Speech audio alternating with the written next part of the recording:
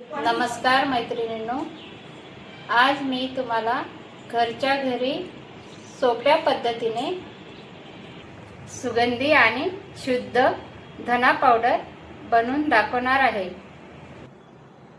कढीपत्ता आणि पुदिना दोन्ही पण शरीरासाठी हेल्दी आहे। तसे मुलं खात नाही म्हणून आपण मसाल्यात यूज करणार आहे। मसाल्याची चव वाढवते आणि भाजी टेस्टी बनते।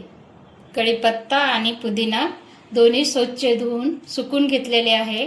कढई गरम झालेली आहे। आता धने भाजून घ्यायचे आहे। मंद आचेवर असे भाजून घ्यायचे।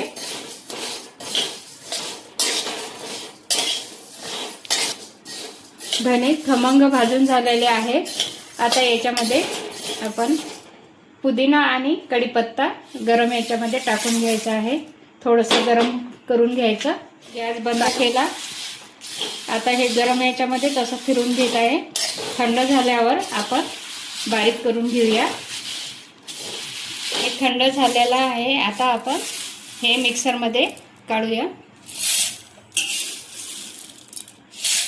याला बारीक करून घेऊया। अशा प्रकारे मसाला तयार झालेला आहे।